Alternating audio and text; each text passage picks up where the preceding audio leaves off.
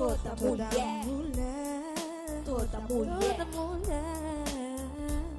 Estamos de volta com o programa Toda Mulher, conversando e tentando entender o motivo do aumento da violência contra idosos durante a pandemia. Para você que está chegando agora, estão comigo o delegado Gilberto Ribeiro, da Delegacia Especial de Atendimento à Pessoa da Terceira Idade, e o defensor público Valmeri Jardim. Estamos de volta falando sobre esse tema tão complexo como a gente... Em pouco tempo, nosso programa, eu sempre volto a falar que os assuntos são complexos, necessários, esclarecedores, mas tem muita questão envolvida. O delegado Gilberto estava falando anteriormente da questão das denúncias, né? Muitas vezes, ou por falta de provas, no sentido do idoso, ou defender. O senhor estava contando um caso por exemplo, vamos exemplificar. Eu tenho alguns vizinhos que eu sinto, eu escuto, eu percebo que a avó, a tia, sofre maus tratos. Vou à delegacia, mas não tenho provas. Os parentes vão, mas o idoso não admite. A própria pessoa que sofre a agressão não admite. Como proceder? O que a gente faz é ouvir todas as pessoas que podem saber daquele problema, daqueles fatos, né? A gente ouve os vizinhos, a gente entrevista o porteiro, né? A gente entrevista aquelas pessoas que têm algum conhecimento ali e tenta ouvir o idoso. O idoso tem várias limitações. Por quê? Porque às vezes é lúcido, mas quer proteger o filho, quer proteger o neto, quer proteger a esposa, o parente, enfim, e não admite que é vítima. E você tem o idoso também que não tem lucidez, então ele não consegue se expressar e não consegue dizer dos maus tratos que sofre. A gente tem que ver a questão do ponto de vista do que outras pessoas falam e, eventualmente, num comparecimento ao local para identificar no local se há sinais de maus tratos, né? Então, assim, é uma Só que agora, investigação durante a complexa. pandemia, é outro procedimento, né? Porque devido ao Atualmente, a gente isolamento... não tem... né? É um momento de isolamento, mas o idoso tem ido à delegacia, apesar da pandemia, ele tem ido. E nós, quando entendemos importante, nós vamos à casa do idoso. É evidente que tomamos todos os cuidados, né?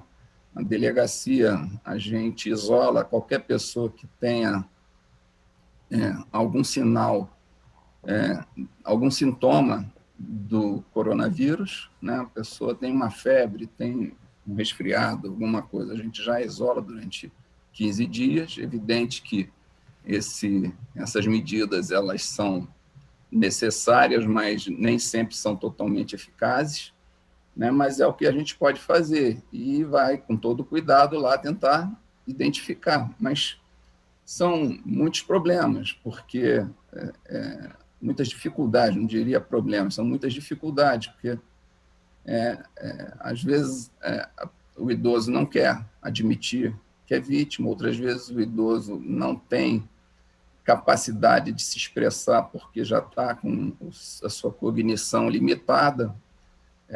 Outras vezes a situação é dentro de comunidade, poxa, a gente não vai em comunidade, porque não tem sentido a gente, para verificar uma situação de maus tratos, eventualmente ter que enfrentar uma resistência armada. Então, assim, são N dificuldades que a gente tem que superar.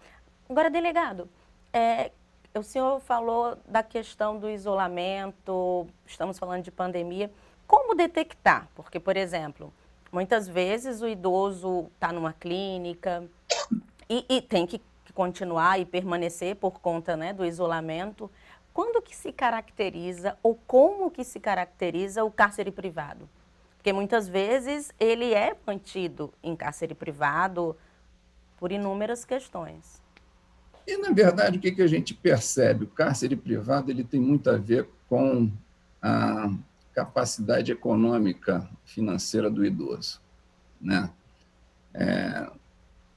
As pessoas muitas vezes querem ter o idoso do seu lado para poder usufruir daquela aposentadoria ou daquela pensão que o idoso tem, né? Ou quer que o idoso, de alguma maneira, lhe favoreça, fazendo transferência de patrimônio. A violência contra o idoso ela está muito ligada a essa questão financeira, lamentavelmente. Então, assim... Mas como que se pode denunciar isso? Como que eu posso comprovar? Eu, enquanto vou na delegacia para denunciar um cárcere Não, a privado. denúncia a gente aceita, né? Qualquer comunicação a gente... Aí, a partir de então, vocês verificam. E, a partir daí, a gente começa a tomar providências de investigação para tentar verificar se aquilo se confirma ou se não se confirma. Às vezes, a gente não consegue avançar, porque tudo depende, como eu estava dizendo, de autorizações judiciais, muitas vezes, que a gente tem dificuldade de conseguir. Então, assim, é uma investigação que não é simples. A gente procura convencer os parentes, por exemplo, se alguém chegar e me disser assim, o idoso está sofrendo, está sofrendo violência na medida em que a sua aposentadoria está sendo dilapidada por um filho, por um neto, por um sobrinho. Eu procuro ver se a pessoa que me trouxe essa denúncia tem condição de me trazer, por exemplo, um extrato bancário para poder fazer o acompanhamento dos gastos do idoso. O idoso, se tem capacidade de ir à rua ou ele está limitado a ficar dentro de casa. Se você vê despesas em lojas, em lanchonetes, onde o idoso não teria, em tese, acesso, você começa a achar que aquele cartão, aquela conta corrente está sendo usada em benefício de terceiro, não do idoso. Então, assim, é um trabalho de montar um quebra-cabeça, não é uma investigação simples. E, né? E no caminho da Defensoria Pública, também funciona dessa maneira, Valmeri? Falando bem leigamente, eu chego, eu tenho, ou eu sofro, ou eu conheço, ou é uma parente minha, e procuro a Defensoria Pública. Qual o primeiro passo? Vamos falar assim bem didaticamente. Qual o passo a passo? De maneira bem didática. Se quem nos procura não tem vínculo de parentesco, a gente orienta a procurar o Ministério Público, porque essa pessoa, para a gente, não tem legitimidade para sair em defesa do idoso, né? Eu falo, olha, procura o Ministério Público ou a delegacia e faz lá o registro. Quando é um parente... Isso é bem importante, desculpa, isso é bem importante a gente falar, porque muitas vezes as pessoas, tanto idosos, não têm esse discernimento. Por isso que eu perguntei justamente didaticamente o passo a passo.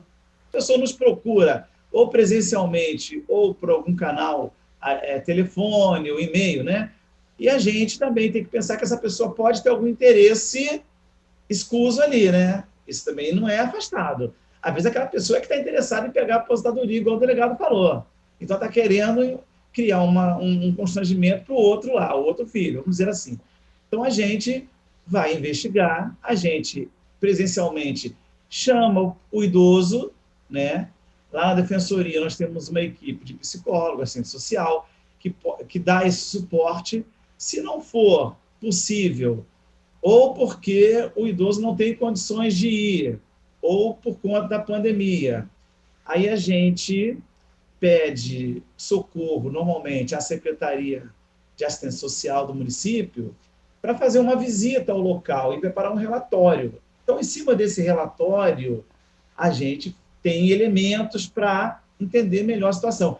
Ano retrasado, nós recebemos um filho que dizia lá que queria ter contato com a mãe, que o irmão não permitia, contou lá uma história. E a gente foi investigar. Eu não entrei com ação direta. Pedi um relatório. Quando chegou o relatório, aí o relatório, a assistente social dizia que compareceu ao local, ouviu a idosa falou espontaneamente, sem nenhuma pressão, e que a idosa disse que não queria contato com esse filho, e deu lá os motivos dela. Quando ele voltou da defensoria, eu falei, tá aqui, estou arquivando o seu caso. A sua mãe não quer lhe ver. Quase que eu falei para ele, brincando, não quer lhe ver nem pintado a ouro. Então, na verdade, o vilão da história parecia era ele. Então, você vê como que é complexo, né? Então, no primeiro momento, é muito arriscado você tomar como verdade uma história que é trazida. Você tem que realmente investigar, né? É o que o delegado falou. Ele vai tentar ouvir as pessoas e até comparecer ao local. É a mesma coisa, a gente faz uma coisa parecida, né? Tenta fazer isso. Para a gente começar a finalizar o nosso programa, porque infelizmente o tempo é muito curto, mas Poxa, esse nós tema temos- tem que ser muito esclarecido. Justamente esse passo a passo, como proceder, que órgão procurar, porque a gente sabe que é muito sério. Isso é muito sério. O idoso, ele fica muito vulnerável, ele já é vulnerável porque já está numa idade que ele precisa de cuidados diferenciados. Agora, imagine durante a pandemia. Então, eu gostaria de que, primeiramente, o delegado falasse como proceder. Não se calar, tentar ajudar. Qual a melhor maneira, qual a mensagem que o senhor deixaria hoje no Toda Mulher, dizendo não à violência contra o idoso e como combater, né? Porque negligenciar a gente já sabe que também é crime. Eu diria que a Polícia Civil ela tem uma boa capilaridade. Nós temos delegacias praticamente em todos os bairros da capital do estado, né, da cidade do Rio de Janeiro. Temos delegacia na Baixada, na região metropolitana ali de Niterói, e temos delegacia no interior. A DEAPT é uma delegacia que tem atribuição para atuar em todo o estado do Rio de Janeiro, na capital, na Baixada, Niterói, interior. Porém, nós temos as delegacias de bairro que também têm atribuição para investigar os crimes praticados contra o idoso. Nós temos as delegacias da mulher, né, as DEANs, que também podem atender as idosas que são vítimas de violência doméstica. E grande parte da violência que o idoso sofre é violência doméstica. Então, assim, para as mulheres idosas, nós temos as DEANs também que prestam um excelente trabalho. Então, assim, eu diria que... E estão funcionando de forma diferenciada, imagino eu, mas durante a pandemia tem... Estamos funcionando plenamente. A Polícia Civil tem trabalhado plenamente, usando sua força máxima, preservando apenas aqueles policiais que têm comorbidades, e esses a gente tem poupado, mas atendendo a todo mundo. As portas estão abertas 24 horas por dia. A DEAPT é uma exceção, nós funcionamos em horário de expediente. Nós não temos ainda a estrutura para funcionar em regime de plantão. Então, nós funcionamos em horário de expediente. Mas é ali no pé do metrô, na saída do metrô. Então, assim, qualquer pessoa que tem acesso ao metrô vai sair do lado da delegacia, entendeu? E a Defensoria Pública? Se o senhor pudesse falar em nome da Defensoria Pública para as pessoas ou para o próprio idoso que sofre maus tratos, que não se cale, qual a mensagem final que o senhor deixaria? Olha só, eu diria que, em primeiro lugar, tem uma questão de amor envolvida em relação ao idoso, e que nós temos que lembrar que o mais importante é justamente o bem-estar do idoso. Isso serve para o vizinho, né? Isso serve para a pessoa que está andando na rua, para os familiares. Então, sabendo de qualquer violência contra o idoso, procura os canais, né, para tentar ajudar a resolver. A Defensoria Pública não parou de trabalhar, como eu disse, né, durante a pandemia, e nós temos os núcleos de bairro, que são núcleos que atendem as pessoas na matéria civil, e que a pessoa pode também levar as questões relacionadas ao idoso. Se preferir, nós temos o NEAP, que é onde eu trabalho, que é o Núcleo Especial de Atendimento à Pessoa Idosa. Nós funcionamos na Rio Branco, 147, 12º andar, no momento virtualmente, né?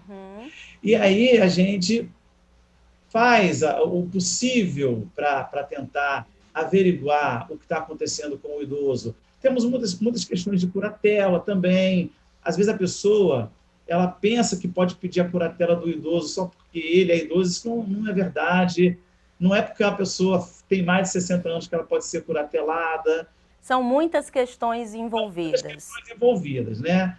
O atendimento lá no NEAP, eu vou deixar aqui um número de telefone que a pessoa liga e ela vai ser orientada, que nós temos uma funcionária que fica todos os dias ali, de segunda a sexta, o dia inteiro, recebendo as reclamações e, se não for conosco, nós vamos orientar para onde a pessoa tem que procurar, né? Onde a pessoa tem que procurar. A gente vai deixar na descrição justamente os contatos, onde proceder, o passo a passo, porque, infelizmente, o nosso tempo esgotou, mas eu gostaria de agradecer imensamente a disponibilidade de vocês, os esclarecimentos. É um tema super importante que tem que ser, sim, conversado, debatido e esclarecido. Qualquer tipo de violência.